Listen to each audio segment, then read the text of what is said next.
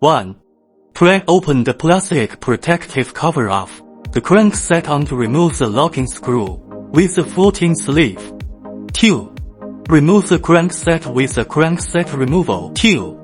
3. Remove the sensor magnetic sheet. 4. Use a special sleeve for the central axis. To remove the left headset of the central axis, remove it counterclockwise. 5. Use a special sleeve for the central axis.